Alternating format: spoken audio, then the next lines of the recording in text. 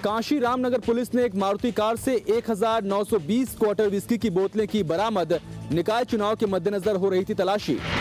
सफेद रंग की इस मारुति कार से देशी विस्की 1920 बोतलें बरामद हुई हैं। काशी रामनगर की पुलिस निकाय चुनाव के मद्देनजर सर्च अभियान में लगी हुई थी। तभी उनकी नजर इस मारुति कार पर पड़ी और जब इसकी तलाशी ली गई तो इसमें 1920 देसी विस्की की बोतलें थी। पुलिस ने ये सभी अवैध शराब जब्त कर ली है। चुनाव का तलाशी अभियान में सिद्धपुरा थाना क्षेत्र में 1920 क्वार्टर्स विस्की पकड़ा। इनका टोटल वैल्यू लगभग 2 लाख है। Maruti car number UP 75 D1199 अभी अंडर पुलिस कस्टडी में है। 2 लाख रुपए की अवैध शराब का उपयोग निकाय चुनाव के दौरान कौन करने वाला था, पुलिस इसकी जांच में लगी हुई है। कर्णप्रयाग में अलकनंदा नदी के किनारे बनने वाली रिवर राफ्टिंग हब योजना पड़ सकता है खटाई में। परियोजना के विरोध में स्थानीय लोगों ने उठाई आवाज। अलकनंदा नदी में इसी जगह पर उत्तराखंड पर्यटन विभाग रिवर राफ्टिंग हब बनाने की कोशिश में है। उनका कहना है कि इस रिवर राफ्टिंग हब के बन जाने से आसपास के गाँव वालों को काफी फायदा होगा। इस हब से उन्हें रोजगार तो मिलेंगे ही, साथ ही क्षेत्र का भी विकास होगा ताकि सैलानियों को यहाँ जरूरी सुविधाएं मिल सके। लेकिन यहाँ के आसपास के गाँव वाले इस योजना के विरोध में उतर आए हैं। उनका कहना है कि उनके पास यही एक जगह है जहां से उनके मवेशियों के लिए चारा मिलता है और उनके पास इस जमीन के अलावा कोई और जगह नहीं। लिहाजा वो इस जमीन को किसी भी कीमत पर सरकार को सौंपने को तैयार नहीं है। जबकि यहाँ के अधिकारियों का कहना है कि वो गांव वालों को समझाने की कोशिश कर रहे हैं कि रिवर राफ्टिंग हब के बन जाने से उनका विकास होगा। योजना है और स्थानीय लोगों का इसका बहुत लाभ इसमें मिलने वाला है।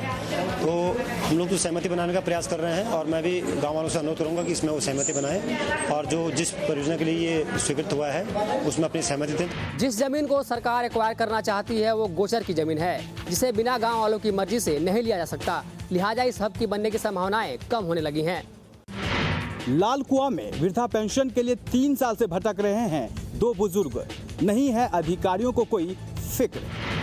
इन दोनों बुजुर्गों को देखकर इनकी उम्र का अंदाजा तो आपको हो ही गया होगा। इन दोनों की उम्र 65-70 साल से कतई कम नहीं होगी। लेकिन लाल कुआं में अधिकारियों को इनकी उम्र का अंदाजा नहीं है। तभी तो पिछले 3 साल से उन्हें वृद्धा पेंशन देने के बदले अधिकारी टरकाने में लगे हैं। बेचारे दोनों 3 साल से कई बार अधिकारियों और नेताओं से गुहार लगा चुके हैं, लेकिन कहीं से इन्हें कोई मदद नहीं मिली। जब हमने इस बारे में यहाँ के तहसीलदार से बात की तो उनका कहना था कि अगर इनके साथ ऐसा हुआ है तो इसकी जांच की जाएगी और वो अपने विभाग से सारे कागजात ठीक कराकर समाज कल्याण विभाग को जल्दी भेज देंगे ताकि इन्हें वृद्धा पेंशन मिलने में कोई दिक्कत न हो।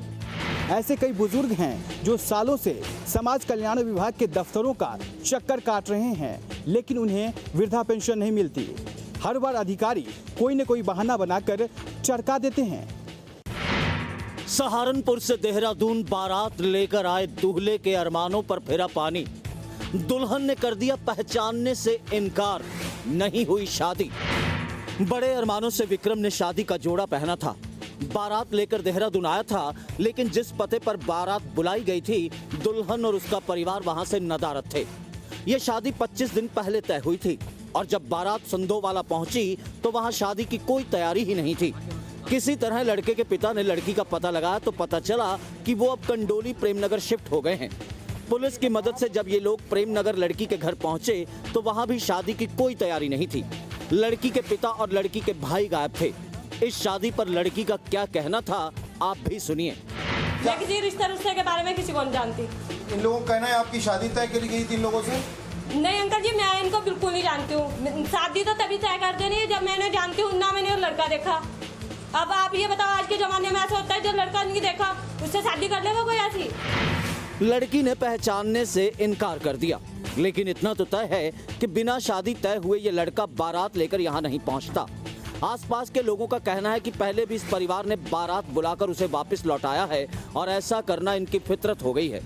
अब इस लड़की ने लड़के को पहचानने से क्यों इनकार किया ये तो जांच के बाद ही पता चलेगा। लेकिन इस इनकार से बेचारे दूल्हे के अरमानों पर पानी फिर गया। मसूरी के भट्टा फॉल पर जाने वाले पर्यटक दोबारा नहीं आने की खाने लगे हैं कसम। रास्ता है इतना खराब। इस खूबसूरत भट्टा फॉल को कौन नहीं देखना चाहेगा। पहाड़ियों के बीच गिरते झरने में नहाना अपने आप में एक बेहतरीन अनुभव है, लेकिन इस भट्टा फॉल तक पहुंचने के लिए लोगों को अपनी जान हथेली पर रखकर आना होता है। यहाँ तक आने वाले रास्ते पर गाड़ी चलाने में अच्छे ड्राइवरों के पसीने छूट जाते हैं। कई बार इस रास्ते पर हादसे भी हुए, लेकिन कभी किसी सरकार की नींद नहीं खुली और कभी भट्टा फॉल की विकास के लिए सरकार ने सोचा तक नहीं। इस रास्ते के अलावा यहाँ किसी भी तरह की कोई सुविधा नहीं है। इस रोड पे 0 नंबर देना चाहिए सरकार को। बिल्कुल पर्यटन विभाग को क्या बिल्कुल 0 इस रोड इस सिर्फ वाटरफॉल पे। यहाँ तक पहुँचना वाकई जैसे कि दुर्गम घाटियों में अगर इंसान जाता है तो वही उत्तराखंड जो पर्यटन विभाग है, इन्होंने ना तो रोड का केयर की हुई है और ना ही यहाँ पे किसी भी महिलाओं के लिए ना तो कोई चेंजिंग रूम है। अगर भट्टा फॉल का रास्ता बढ़िया होता तो हजारों लोग यहाँ आते, लेकिन अब तो भूले भटके लोग ही यहाँ आते हैं। मैनपुरी में पोस्टमार्टम के लिए डॉक्टरों का सहयोग करने वाले परिवार को पिछले 22 सालों से नहीं मिला है वेतन। हर पोस्टमार्टम के लिए मिलना था महज ₹1.76। ये नीरज है और उसकी दादी है।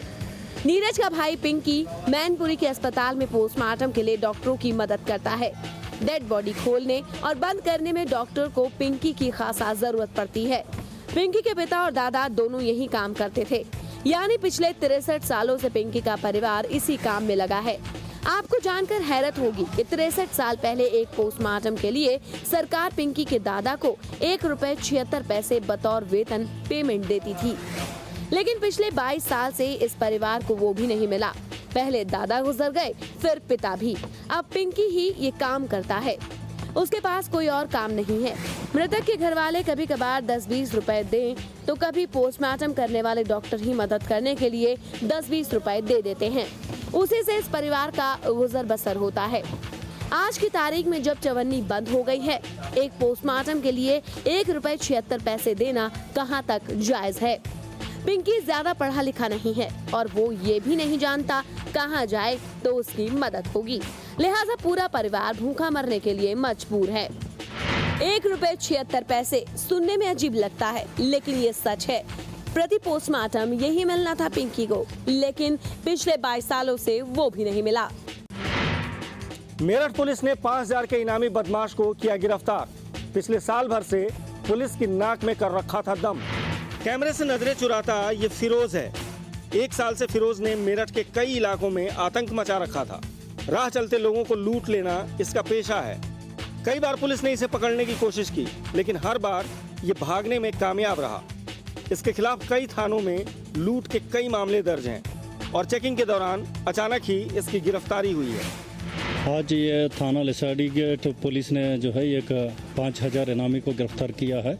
ये नाकबजन है, इनको मफरूर घोषित भी कर दिया गया थाने की तरफ से और अचानक आज इसका गिरफ्तारी हुआ है और इसके ऊपर 5000 इनाम है।